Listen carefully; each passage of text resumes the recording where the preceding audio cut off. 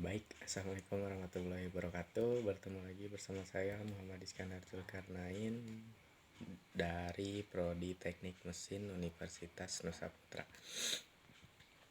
Ya, pada kesempatan kali ini kita akan bahas tentang kopling tidak tetap nih. Nah, kopling tidak tetap adalah kopling yang digunakan untuk menghubungkan poros penggerak dan poros yang digerakkan dengan putaran yang sama saat meneruskan dayanya. Nah, kopling di sini juga dapat melepas dan menghubungkan antara kedua poros tersebut dalam keadaan diam maupun sedang berputar tanpa harus menghentikan putaran dari poros penggerak utamanya.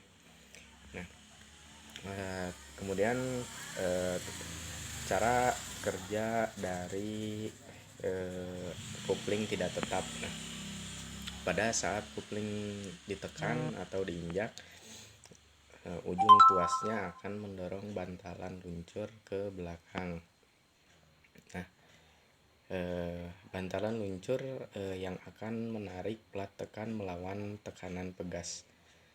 Pada saat plat ditekan bergerak mundur, plat kopling terbebas dari roda penerus dan perpindahan daya pun terputus. Bila tekanan pedal kopling dilepas, maka pegas kopling akan mendorong plat tekan maju dan menjepit plat kopling dengan roda penerus dan terjadinya perpindahan daya. Nah, pada saat plat ditekan bergerak ke depan, plat kopling akan menarik bantalan luncur sehingga pedal kopling kembali ke posisi semula. Selain secara mekanik, ada juga sebagai mekanisme pelepas hubungan. Kemudian untuk sekarang sudah banyak digunakan sistem hidrolik dan booster. Secara umum sistem hidrolik atau booster adalah sama cara kerjanya. Perbedaannya adalah pada sistem hidrolik digunakan booster untuk memperkecil daya tekan pedal kopling pada saat diinjak, jadi tidak terlalu berat. Pemilihan sistem yang digunakan sesuai dengan kebutuhannya. Biasanya kopling ini pada kendaraan besar itu pasti menggunakan hidrolik supaya pada saat menginjak tidak terlalu berat.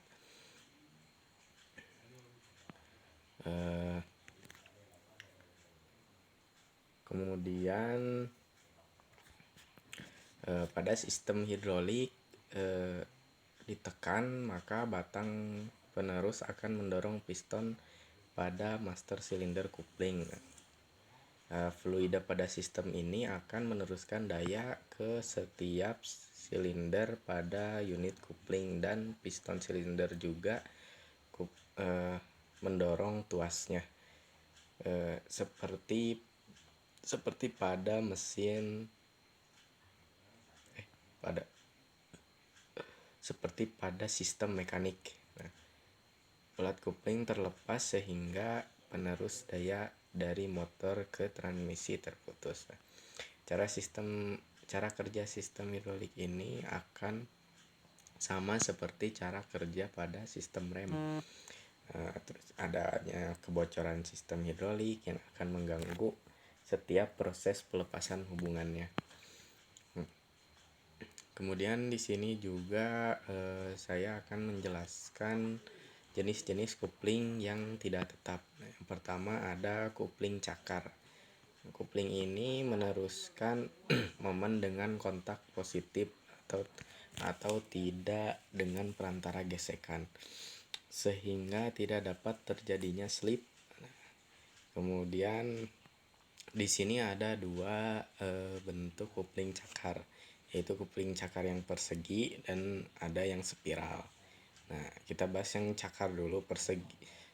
Kopling cakar persegi dapat sama seperti kopling pada umumnya, dapat meneruskan momen ke dalam dua arah berputar, tetapi tidak dapat dihubungkan ke dalam ke dalam keadaan berputar sebaliknya.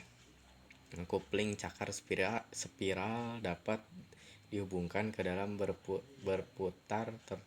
keadaan berputar tetapi hanya satu putaran saja. Yang kedua, kopling kerucut. Nah, kopling kerucut ini biasanya menggunakan bidang gesek yang berbentuk kerucut. Sehingga kopling ini mempunyai keuntungan di mana dengan gaya aksial yang kecil dapat ditransmisikan momen yang besar. Nah, kelemahan dari kopling kerucut ini yaitu daya yang diteruskan tidak seragam. Kemudian kopling flywheel yang ketiga.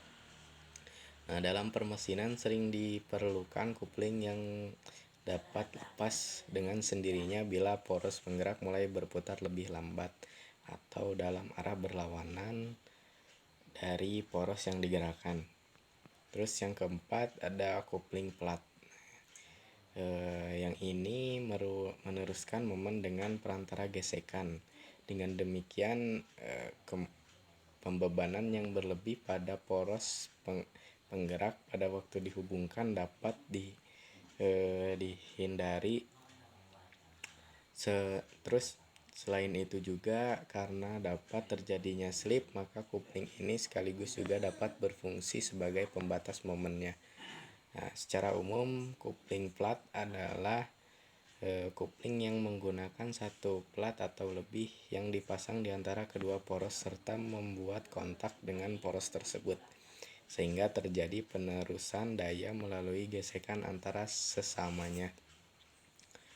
Konstruksi kopling ini juga cukup sederhana. Nah, dapat dihubungkan dan dilepas ke dalam keadaan putaran karena kopling itu sangat banyak dipakai. Nah, pada komponen utama kopling di sini yang pertama ada roda penerus atau flywheel. Selain sebagai penstabil putaran motor, flywheel juga berfungsi sebagai dudukan hampir seluruh komponen kopling. Plat kopling yang kedua, plat kopling berbentuk bulat dan tipis, terbuat dari plat baja berkualitas tinggi. Kedua sisi plat kopling ini dilapisi dengan bahan yang memiliki koefisien gesekan yang sangat tinggi. Bahan gesek ini disatukan dengan plat kopling dengan menggunakan sambungan rivet. Yang ketiga, plat tekan kopling tersebut terbuat dari besi tuang atau plat tekan yang berbentuk bulat dan diameternya hampir sama dengan diameter plat kopling. Salah satu sisinya menghubungkan dengan plat kopling. Nah, dibuat halus, sisi ini akan menekan plat kopling dan roda penerus sisinya yang lain sehingga mempunyai bentuk yang disesuaikan dengan kebutuhan dan penempatan komponen kopling lainnya.